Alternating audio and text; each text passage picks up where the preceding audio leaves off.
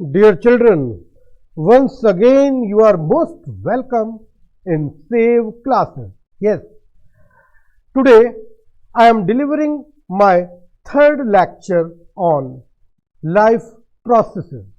बच्चों, life processes में कल तक के लेक्चर में हम लोग डिस्कस कर चुके थे about nutrition in amoeba and alimentary canal of human being. बच्चों,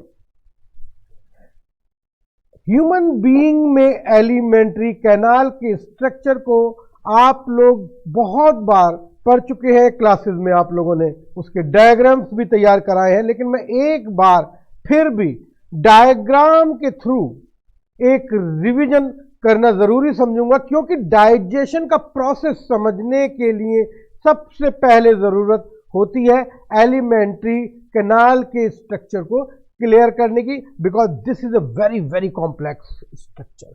चलिए बच्चों, बात करते हैं हम लोग एक बार एलिमेंट्री कैनाल के बारे में.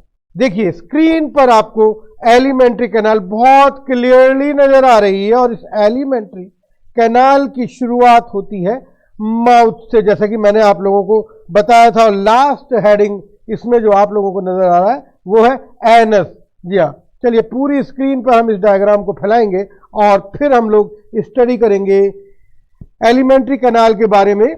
देखिए, सबसे पहले माउथ या बकल कैविटी आप लोगों को दिखाई दे रही है. देखिए आप लोग ध्यान से, माउथ या बकल कैविटी भी हम इसको बोलते हैं. यहां पर माउथ एंड बकल कैविटी दो अलग अलग लेबलिंग्स है जो इंडिकेट करती है कि mouth is the opening part of buccal cavity. और इसके बाद बकल कैविटी में जो इंपॉर्टेंट चीज है वो है टंग. राइट, तो टंग के बाद थोड़ा सा आगे की तरफ चलते, तो मैंने आप लोगों को कल भी यानी कि लास्ट लेक्चर में भी बताया था कि सलाइवरी ग्लैंड्स यहां पर पाई जाती हैं. तो ये हो गया सलाइवरी ग्लैंड्स. और उसके बाद आगे की तरफ फेरिंग्स, जो कि एक कॉमन चैम्बर है. फेरिंग्स, माउथ यानी कि बकल कैविटी और नेजल चैम्बर का कॉमन पार्ट फेरिंग्स होता है, जो कि कहीं यहां सेंटर में होता है. मैंने एनसर्कल किया. और उसके बाद जो कंटिन्यूएशन आता है वो आता है ईसोफेगस यानी कि फूड पाइप का. ईसोफेगस को हम कॉमनली फूड पाइप के नाम से जानते हैं. तो फूड पाइप आप लोगों को यहां पर क्लियरली इंडिकेट हो रहा है, आप इसको बहुत ध्यान से देखिएगा. ईसोफेगस के बाद आता है आपका कनेक्टेड नेक्स्ट स्ट्रक्चर, जो कि एक सैक यानी कि थैलेनुमा स्ट्रक्चर है. इसको स्टमक कहा जाता है. स्टमक के अंदर गैस्ट्रिक जूसेस सिक्रीट होते हैं उसकी वॉल से, और साथ ही साथ स्टमक के फिर शुरू हो जाती है स्मॉल इंटेस्टाइन. डायमीटर कम होता है स्मॉल इंटेस्टाइन का. राइट, स्मॉल इंटेस्टाइन का डायमीटर कम होने की वजह से इसको स्मॉल इंटेस्टाइन के नाम से जानते हैं. और उसके बाद कनेक्टेड है स्मॉल इंटेस्टाइन से लार्ज इंटेस्टाइन, आप लोग देख सकते हैं इस रीजन में. और यहां से लार्ज इंटेस्टाइन शुरू हो जाती है. इसका डायमीटर ज़्यादा होने की वजह से इसको हम लार्ज इंटेस्टाइन के नाम से जानते हैं. तो large intestine and small intestine, और लार्ज इंटेस्टाइन के साथ ही जुड़ा हुआ है रेक्टम, और फिर लास्ट में एनस. कुछ और ग्लैंड्स के बारे में भी मैं आज डिस्कस करना चाहूँगा जो हमारे एलिमेंट्री कैनाल से एसोसिएटेड है. जैसे कि एक है लीवर और दूसरा है पैनक्रियाज. जी हाँ, एक तो ये लीवर है और दूसरा है पैनक्रियाज. ये दोनों ही स्ट्रक्चर बहुत इंपॉर्टेंट है. डाइजेशन के दौरान इनका क्या रोल है वो मैं आपको अभी थोड़ी देर में बताने जा रहा हूँ. तो बेसिकली जो हम यहाँ पर डाइजेशन का प्रोसेस समझने के लिए जा रहे हैं, हमारे लिए ज़रूरी है कि पहले हम एलिमेंट्री कैनाल का स्ट्रक्चर अच्छी तरीके से क्लियर कर ले, क्योंकि एलिमेंट्री कैनाल का स्ट्रक्चर क्लियर करना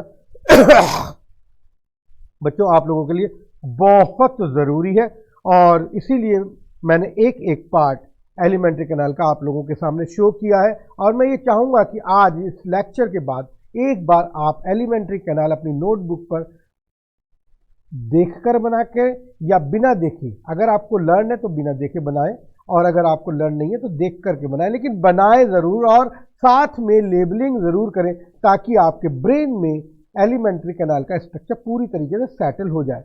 बच्चों एलिमेंट्री कैनाल आप लोगों को अब अच्छी तरीके से समझ में आ गई है। चलिए अब हम लोग बात करते हैं डाइजेशन के प्रोसेस की, कि डाइजेशन किस तरीके से होगा। डाइजेशन का जो प्रोसेस है बच्चों, मैं 1 मिनट में आप लोगों के सामने लेकर के आ रहा हूं। डाइजेशन ऑफ फूड, जैसे कि आप लोगों को मेरे पीछे लगी हुई स्क्रीन के ऊपर दिखाई दे रहा है, डाइजेशन ऑफ फूड, किस तरीके से फूड का डाइजेशन होता है। सबसे पहली बात यहां पर मैं जो आप लोगों को खास तौर से याद कराना चाहूंगा वो है डेफिनेशन ऑफ डाइजेशन, कि एक्चुअली डाइजेशन क्या है, what is the actual process of digestion. बच्चों डाइजेशन का जो प्रोसेस है वो है कॉम्प्लेक्स को सिंपल की तरफ ले जाना, राइट, इनसॉल्यूबल को सॉल्यूबल की तरफ ले जाना। यानी कि आप लोग इस बात को बहुत अच्छी तरीके से क्लियरली समझ लें कि डाइजेशन में जो फूड पार्टिकल्स हम लोग इनटेक करते हैं वो उनका ब्रेक डाउन होता है, और ब्रेक डाउन होकर के वो सिंपल सॉल्यूबल सब्सटेंसेस में कन्वर्ट हो जाता है।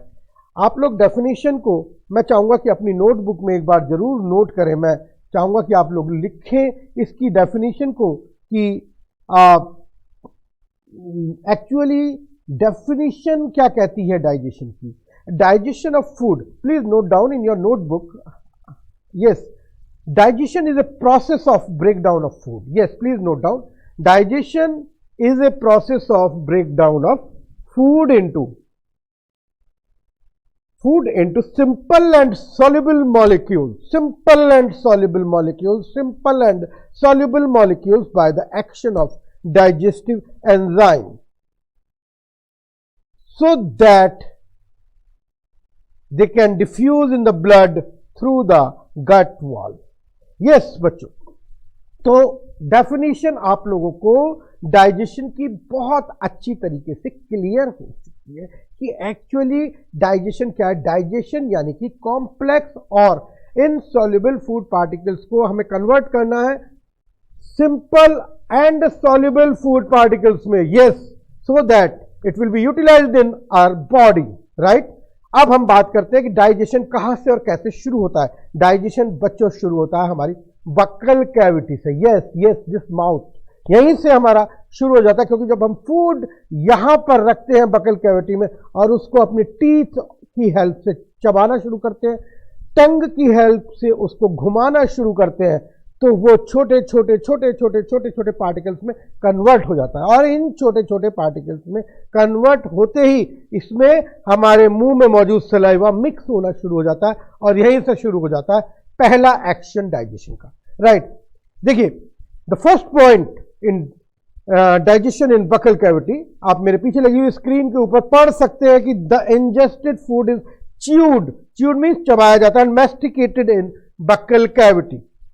Then mucus in saliva, mucus वो सब्सटेंस है जो लुब्रिकेट करता है फूड को, चिकनाहट पैदा करता है फूड में, तो mucus in saliva moistens and lubricates the food, makes it soft so that it is easily swallowed, अंदर की तरफ आसानी से सलक सकता है, जा सकता है। And third point is salivary amylase, yes, this is the name of digestive enzyme. Yes, salivary amylase कहां प्रेजेंट होता है? हमारे सलाइवा में, यानी कि लार के अंदर मौजूद होता है।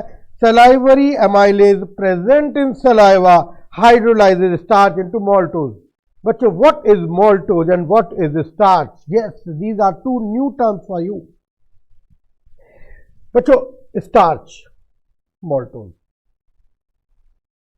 These two forms indicate about carbohydrate. हमारे फूड का सबसे ज्यादा इंपॉर्टेंट कंपोनेंट है कार्बोहाइड्रेट, जिससे हमें एनर्जी मिलती है, राइट।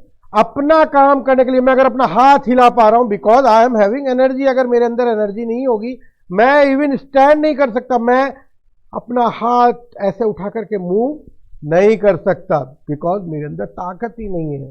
एक बहुत कमजोर, एक बहुत बीमार आदमी जिसके अंदर एनर्जी नहीं है, क्या वो अपना हाथ ऐसे ऐसे कर सकता है? यू नो, नहीं कर सकता। सो एनर्जी का जो मेन कंपोनेंट होता है वो होता है कार्बोहाइड्रेट। यस, और कार्बोहाइड्रेट की अलग अलग फॉर्म्स होती है। बच्चों यहां मैं आप लोगों को एक बात बताना चाहूंगा, प्लीज समझने की कोशिश करिएगा। कार्बोहाइड्रेट, राइट, इसकी 3 फॉर्म होती हैं।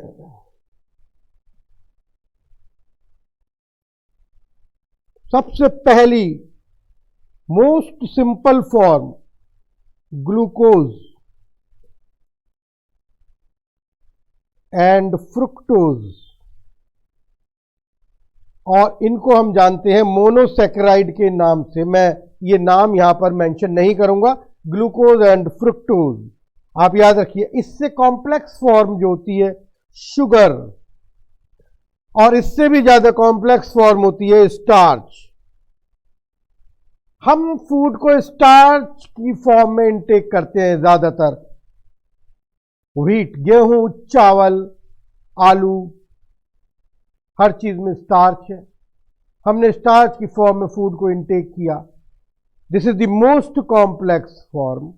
मोस्ट कॉम्प्लेक्स से अब हम सिंपल की तरफ मूव करेंगे, क्योंकि जब डाइजेशन शुरू होगा ये स्टार्च सिंपल फॉर्म में कन्वर्ट होगा। तो सबसे पहले ये स्टार्च कन्वर्ट होता है शुगर में, राइट। स्टार्च हमेशा टेस्टलेस होता है, टेस्टलेस, जबकि शुगर स्वीट होती है, ग्लूकोज स्वीट होता है। आप लोग सभी अच्छे से जानते हैं इस चीज को।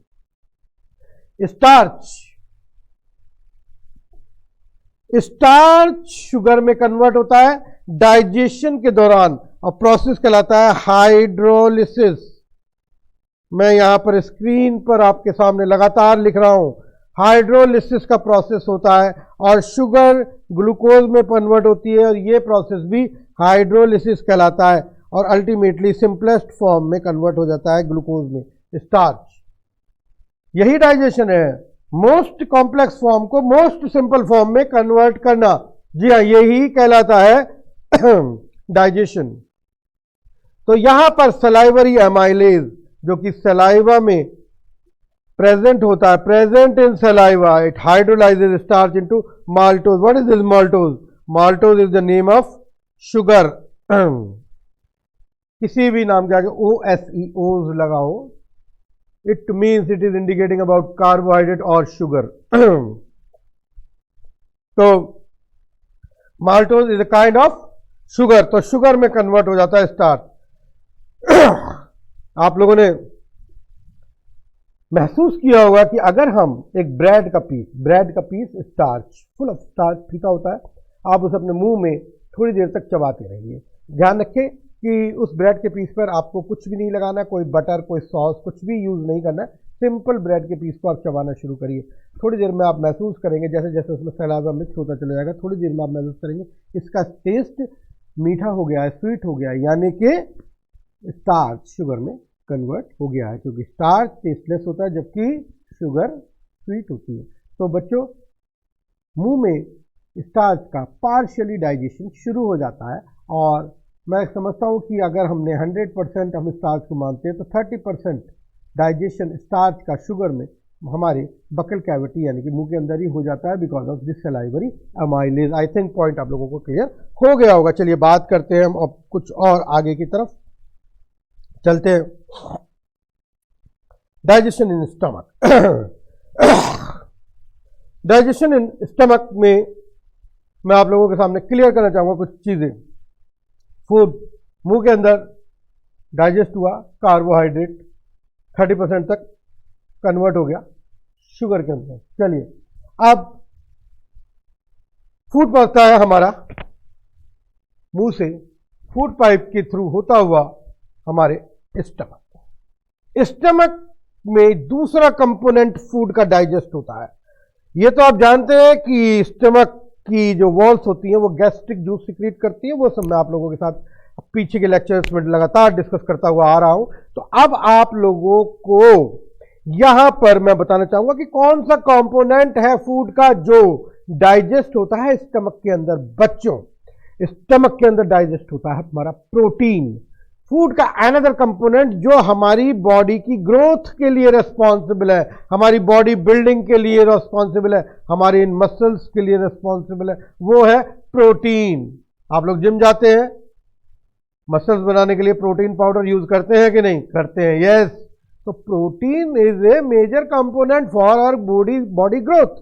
तो अगर हमारी बॉडी की ग्रोथ के लिए प्रोटीन जरूरी है तो प्रोटीन का डाइजेशन भी तो हमारी बॉडी में कहीं ना कहीं होगा। और मैं बता रहा हूं जो पहली साइट है प्रोटीन के डाइजेशन की वो है स्टमक, और इस स्टमक में प्रोटीन का डाइजेशन शुरू हो जाता है।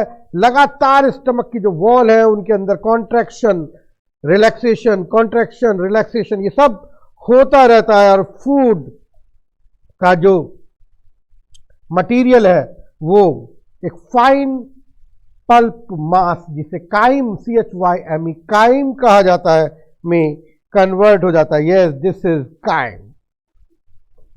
आई थिंक पॉइंट आपको ये भी क्लियर हो गया होगा कि काइम में कन्वर्ट हो जाता है जब फूड जो कि पीछे से आ रहा है वो गैस्ट्रिक जूस में जाकर के मिक्स हो जाता है। और अब गैस्ट्रिक जूस जिसके अंदर डाइजेस्टिव एंजाइम्स हैं, जिसके अंदर हाइड्रोक्लोरिक एसिड है और जिसके अंदर म्यूकस भी है, ये गैस्ट्रिक जूस अब एक्शन शुरू करता है फूड पर। किस पर? फूड पर, जिसे नाम दिया गया है हमने काइम। हाइड्रोक्लोरिक एसिड की वजह से फूड एसिडिक हो जाता है। बच्चों, आप लोग जानते हो कि हाइड्रोक्लोरिक एसिड एक हाई pH एसिड है, और जैसे ही फूड के साथ मिक्स होता है तो उस फूड की जो नेचर है बेसिकली वो एसिडिक हो जाती है, और ये फूड में मौजूद जो बैक्टीरिया या कोई भी हार्मफुल माइक्रो ऑर्गेनिजम्स हैं उनको डिस्ट्रॉय कर देता है। बच्चों, हम लोग कितना भी हाइजीन का ध्यान रखें लेकिन हम लोग जंक फूड यूज करते हैं, बाजार में बने हुए फास्ट फूड यूज करते हैं जिनमें साफ सफाई का ध्यान नहीं रखा जाता, और हम लोग बिना हाथ धोए कितनी ही बार उसे खाते भी हैं। This is a practical thing. क्या आप सोच सकते हैं कि बार बार अगर हम इसको इस तरीके से खाएंगे ना जाने कितने माइक्रो ऑर्गेनिजम्स हमारी बॉडी के अंदर हमारे एलिमेंट्री कैनाल में चले जाएंगे और वो हमें हार्म पहुंचा सकते हैं। तो नेचर ने एक इंतजाम किया हुआ है, एक अरेंजमेंट किया हुआ है इन माइक्रो ऑर्गेनिजम्स को डिस्ट्रॉय करने का। उन्होंने स्टमक के अंदर HCl रख दिया, जो भी फूड आएगा उसके अंदर जो भी हार्मफुल माइक्रो ऑर्गेनिजम्स होंगे वो सब HCl किल कर देगा, खत्म कर देगा उनको, और हमारा फूड फिर हाइजेनिक हो जाता है। उसके बाद एक्शन शुरू होता है डाइजेस्टिव एंजाइम्स का। यहां पर मैं एक बात और बताना चाहूंगा आप लोगों को, बहुत अच्छी बात है कि स्टमक के अंदर जो भी एंजाइम पाए जाते हैं वो सब प्रो एंजाइम की फॉर्म में होते हैं, यानी कि वो एक्टिवेटेड एंजाइम नहीं होते। क्योंकि अगर वो एक्टिवेटेड एंजाइम्स होते तो हमारे स्टमक को ही डाइजेस्ट कर जाते, क्योंकि वो भी तो प्रोटीन का ही बना हुआ है, राइट। तो इसलिए वो इनएक्टिव फॉर्म में होते हैं। जैसे जैसे फूड आता रहता है ये एक्टिवेट होते रहते हैं और उस फूड को, यानी उस प्रोटीनस फूड को डाइजेस्ट कर देते हैं, राइट। तो यहां पर जैसे कि फॉर एग्जांपल एक प्रो एंजाइम है जिसका नाम है प्रोपेप्सिन या पेप्सिनोजन, ये कन्वर्ट होता है पेप्सिन नाम के एंजाइम से, राइट। तो आई थिंक ये पॉइंट भी आप लोगों को क्लियर हो गया। एक और एंजाइम का नाम बताऊंगा, उसका नाम है रेनिन, और ये रेनिन एंजाइम मिल्क का डाइजेशन करता है, right, in presence of HCl। तो पॉइंट ये वाला भी आप लोगों को क्लियर हो गया है। चलिए बात करते हैं, आगे की तरफ बढ़ते हैं। अब स्टमक के बाद अब हम लोग बात करेंगे स्मॉल इंटेस्टाइन के बारे में, क्योंकि स्टमक के बाद जो नेक्स्ट पार्ट है वो है हमारा स्मॉल इंटेस्टाइन। जी हाँ, तो स्मॉल इंटेस्टाइन में फूड पहुंचता है। यहां पर ध्यान रखिएगा, आपने डायग्राम पढ़ा था, देखा था, बनाया था एलिमेंट्री कैनाल का, तो आप लोगों को शायद ध्यान आ रहा होगा कि हमारे लीवर की ओपनिंग और हमारे पैनक्रियाज की ओपनिंग, दोनों की ओपनिंग स्मॉल इंटेस्टाइन में होती है। बच्चों, लीवर से सीक्रीट होता है बाइल जूस, जो कि फैट को डाइजेस्ट करने के लिए रेस्पॉन्सिबल है, और पैनक्रियाज से रिलीज होता है पैनक्रियाटिक जूस, जो बचे हुए कार्बोहाइड्रेट यानी कि 70%, आप याद करिए 30% हमारी बकल कैविटी में डाइजेस्ट हो चुका है, 70% स्टार्च को डाइजेस्ट करने के लिए पैनक्रियाटिक जूस है, साथ में बचे हुए प्रोटीन को डाइजेस्ट करने के लिए भी क्या होता है, पैनक्रियाटिक जूस, और साथ में इंटेस्टाइन की वॉल से इंटेस्टाइनल जूस भी रिलीज होता है, और ये सारे जूस मिलकर के फूड को पूरी तरीके से डाइजेस्ट कर देते हैं, क्योंकि मेजरली कार्बोहाइड्रेट एक कंपोनेंट है, दूसरा कंपोनेंट फूड का है प्रोटीन, और तीसरा मेजर कंपोनेंट है फैट, और फैट के लिए मौजूद है लीवर। लीवर का पूरा काम फैट को डाइजेस्ट करना है।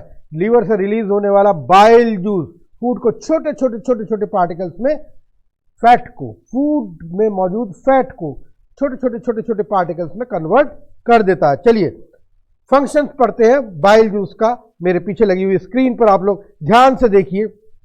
बाइल जूस का जो पहला फंक्शन है, it has no digestive enzyme. बहुत अच्छी बात यहां पर आई, आप लोगों को मैं यहां पर इस पर थोड़ा सा मैं आपका एम्फेसिस चाहूंगा कि डाइजेस्टिव एंजाइम नहीं होता बाइल जूस में। बाइल जूस फैट को डाइजेस्ट करने में हेल्प करता है, ना कि पूरी तरीके से डाइजेस्ट करता है। ये एक बहुत ही इंपॉर्टेंट पॉइंट है आप लोगों के लिए।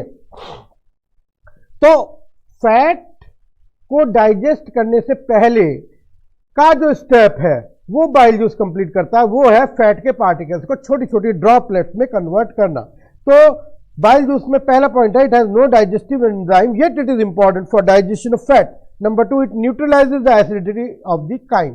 काइम स्टमक से होता हुआ स्मॉल इंटेस्टाइन में आ रहा है, and it is fully acidic. अभी इसकी एसिडिटी को खत्म करना है, और यहां पर भी बाइल जूस अपना रोल प्ले करता है, फूड की यानी काइम की एसिडिटी को खत्म करता है, इसको न्यूट्रलाइज करता है, और साथ में पैनक्रियाटिक और इंटेस्टाइनल जूस मिलकर के इसको एल्कलाइन बनाते हैं। क्या कुदरत का खेल है, स्टमक में मीडियम पूरी तरीके से एसिडिक और स्मॉल इंटेस्टाइन में मीडियम पूरी तरीके से एल्कलाइन। जी हाँ, और उसके बाद bile emulsifies fats and prepares them for the action of enzyme. Bile emulsify करता है फैट को। इमल्सिफाई का मतलब उसको छोटे पार्टिकल्स में कन्वर्ट कर देता है, फैट की बड़ी ड्रॉप्स को, और साथ में अब फैट तैयार हो जाता है अपने डाइजेशन के लिए, और उसके लिए डाइजेस्टिव एंजाइम्स आ रहे हैं पैनक्रियाज और इंटेस्टाइनल जूसेस की फॉर्म में। चलिए आगे पढ़ते हैं, role of pancreatic juice. Pancreatic juice के बारे में बहुत सारी बातें जरूरी है समझनी आप लोगों के लिए। पैनक्रियाटिक जूस में कौन कौन से एंजाइम होते हैं, कुछ एंजाइम्स के नाम आप लोग याद जरूर कर लीजिए, एक या दो कुछ नाम, जैसे कि for example trypsin and chymotrypsin. ये प्रोटीन के लिए है, प्रोटीन को डाइजेस्ट करता है पॉलीपेप्टाइड में। कार्बोक्सी पेप्टाइडेज है, ये पॉलीपेप्टाइडेज को डाइपेप्टाइड ट्राइपेप्टाइड्स में और फिर अल्टीमेटली एमिनो एसिड्स में तोड़ता है। बहुत ज़्यादा डिटेल में आपको जाने की जरूरत नहीं है। पैनक्रियाटिक एमाइलेज स्टार्च को तोड़ता है, जो कि 70% पीछे छूट गया था माल्टोज में। और पैनक्रियाटिक लाइपेज लिपिड्स यानी कि फैट के लिए है। It acts on emulsified fat. Emulsified fat को डाइजेस्ट करने का काम पैनक्रियाटिक लाइपेज करता है। इसी तरह से न्यूक्लियस एंड न्यूक्लियोटाइडेज भी एंजाइम्स हैं जो न्यूक्लिक एसिड यानी कि डीएनए और आरएनए को तोड़ने का काम करते हैं। ये बात भी आप लोगों के समझ में आ गई होगी।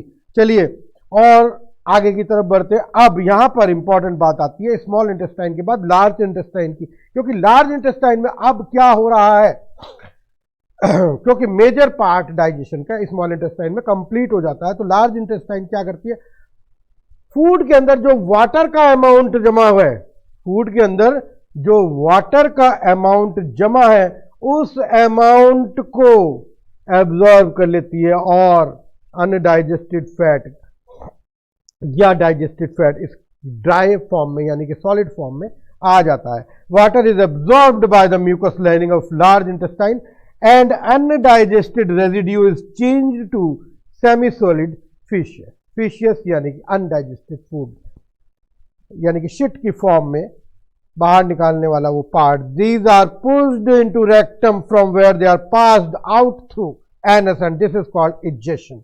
इजेशन आप लोगों को समझ में आ गया। अब डाइजेस्टेड फूड का एब्जॉर्प्शन होता है।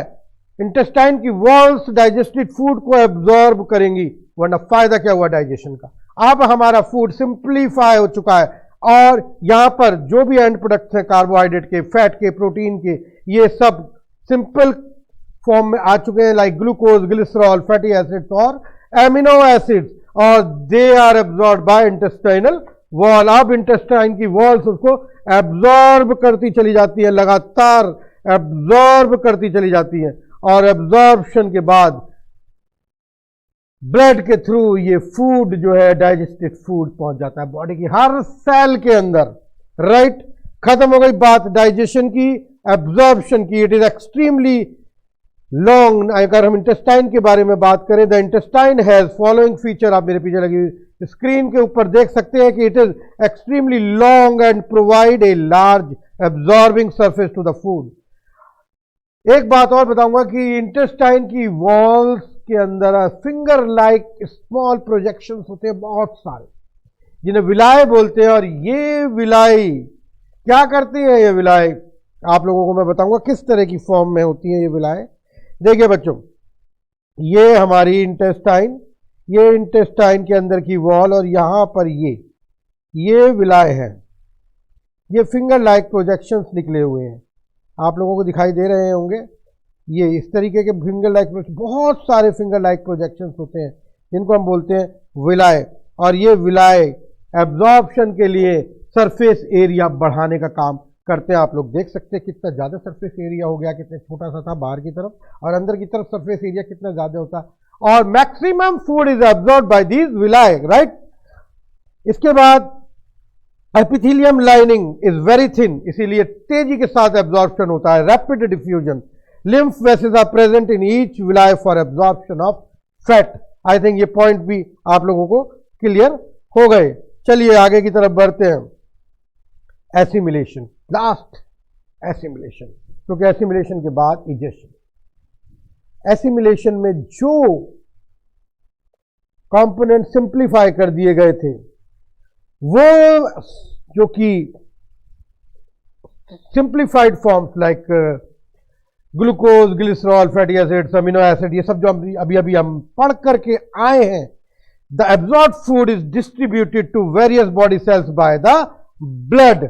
और यहां पर फिर दोबारा से वो जुड़ करके उसी कॉम्प्लेक्स फॉर्म में आ जाते हैं, लाइक फैटी एसिड और ग्लिसरॉल फैट में कन्वर्ट हो जाता है, एमिनो एसिड प्रोटीन में कन्वर्ट हो जाती हैं, excess of glucose converted into muscles and liver cell, और glucose is used in respiration to release energy. तो कहने का मेरा मतलब यह है कि एसिमिलेशन में सारी चीजें एसिमिलेट हो जाती है, दोबारा से जुड़ जाती है, और फिर बॉडी की ग्रोथ का कार्यक्रम, रिलीज ऑफ एनर्जी का कार्यक्रम, बॉडी के अंदर repair, maintenance, reproduction, everything they just start. Right, I think points आप लोगों को क्लियर हो गए होंगे। अब मैं आप लोगों से केवल एक बात कहना चाहूंगा बच्चों, डाइजेशन का ये प्रोसेस जो मैंने आप लोगों के सामने एक्सप्लेन किया, this is really a very very complex process. हालांकि आप लोगों के सिलेबस में बहुत ज़्यादा डिटेल्स में नहीं है, लेकिन जो भी है उसको हमें बहुत अच्छी तरीके से पढ़ना है, याद करना है, लिख लिख करके याद करना है। मेरी एक रिक्वेस्ट आप लोगों से हमेशा रहेगी कि जो भी कुछ आप लोग लर्न करें उसे 1, 2, 3, 4 और 5 बार तक लिख करके ज़रूर देखें, फिर देखिए मज़ा आ जाएगा। और इन पर बेस्ड क्वेश्चंस आप लोग करने की कोशिश कीजिए, क्योंकि नेक्स्ट लेक्चर में मैं आप लोगों के लिए लेकर के आ रहा हूं बोर्ड के लिए एक्सपेक्टेड क्वेश्चंस और प्रीवियस ईयर्स में आए हुए क्वेश्चंस और उनके सॉल्यूशंस, ताकि आप लोग जितना भी पढ़ करके आए हैं उन्हें क्वेश्चन आंसर्स की फॉर्म में जब देखेंगे और उसे कैसे एग्जाम में लिख करके आना है ये सीखेंगे, तभी तो आपका कॉन्फिडेंस लेवल बढ़ेगा, right? So see you very soon in the next save class. Thank you very much.